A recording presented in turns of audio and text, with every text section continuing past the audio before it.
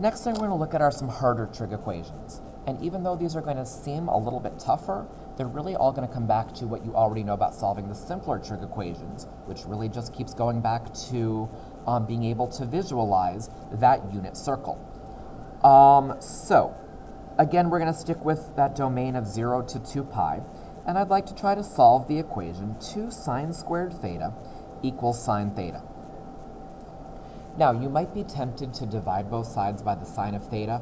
Don't do that, because if you do that, you're going to lose some solutions. Instead, let's subtract sine theta from both sides. Let's make this thing equal 0.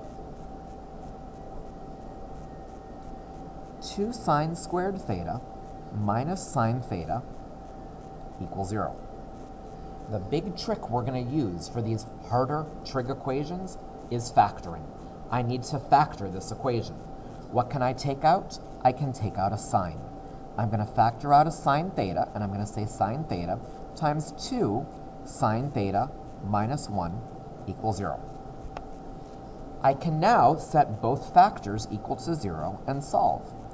I get sine theta equals 0, and I get 2 sine theta minus 1 equals 0. Okay, well, add 1, 2 sine theta equals 1, divide by 2, divide by 2.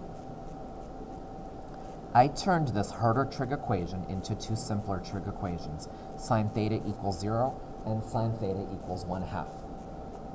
So now, we turn to our unit circle. Where is the sine 0, or where is the y-coordinate 0? I think it's 0 over here and over here, so I'm going to say at 0 and at pi.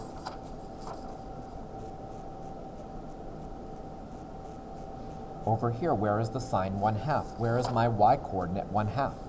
Y-coordinate's 1/2 over here and over there. That's pi over 6 and 5 pi over 6.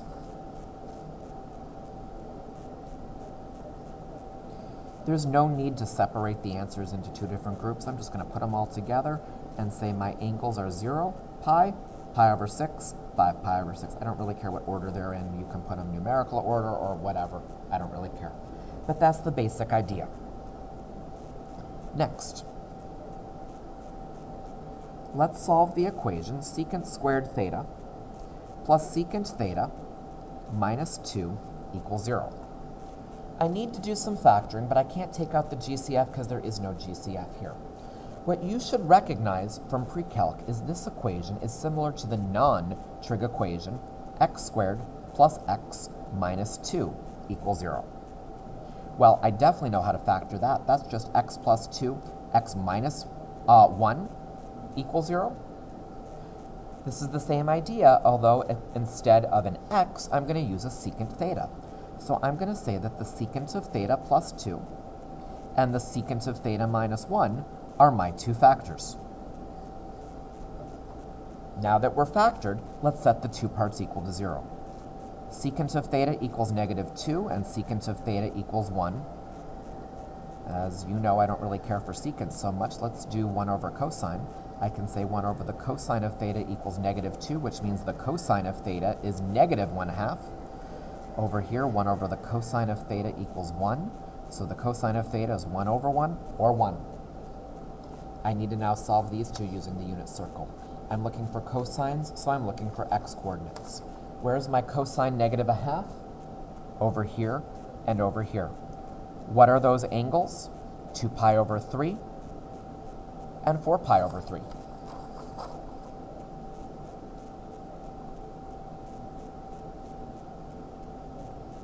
Next, where is the cosine 1? Where is my x-coordinate 1? Over here, x-coordinate is 1. And over here, x-coordinate is, oh, wait a minute. Nope, over here, x-coordinate is negative 1. So that's not going to count. I'm only going to focus on this angle, and I'm only going to say 0. My three answers are 2 pi over 3, 4 pi over 3, and 0. Next one. Solving the cotangent of theta times the cosecant of theta minus 2 cotangent theta equals 0.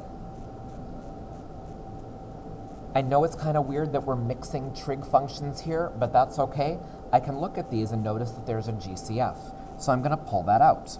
I'm going to say cotangent of theta times cosecant theta minus 2 equals 0. Okay, well, let's set both of those parts equal to 0. I'm going to say the cotangent of theta equals 0, and I'm going to say cosecant theta minus 2 equals 0. Oh, that's really just the same as cosecant of theta equals 2. Okay, where's the cotangent going to equal 0? I don't like that. Let's do cosine theta over sine theta equals 0. Well, for a fraction to equal 0, the numerator of the fraction has to be 0, not the denominator, because if the denominator was 0, it would be undefined. I can create the simpler equation, cosine theta equals 0. Over here, well, this is like saying 1 over the sine of theta equals 2, which is like saying sine of theta equals 1/2. I've turned this into the two simpler equations, cosine theta equals 0 and sine theta equals 1/2.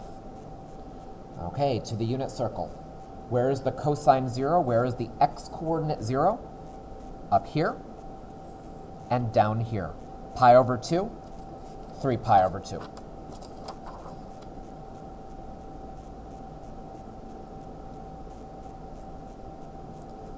Sine theta equals 1/2. Where is my y-coordinate 1/2?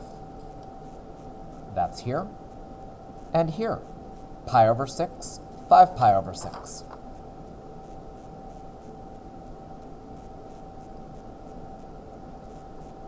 One more.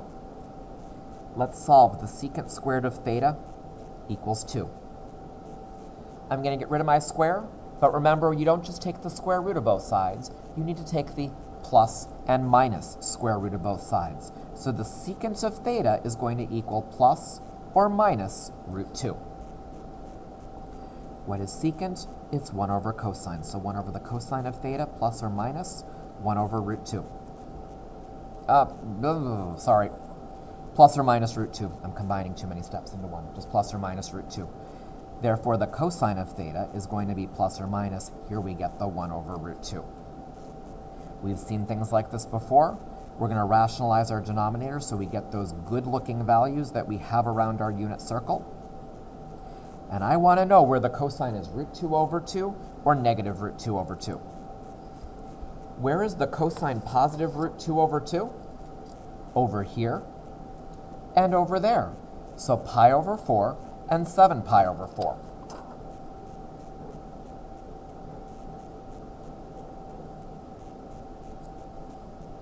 Where's the cosine negative root 2 over 2? Here and here. 3 pi over 4, 5 pi over 4.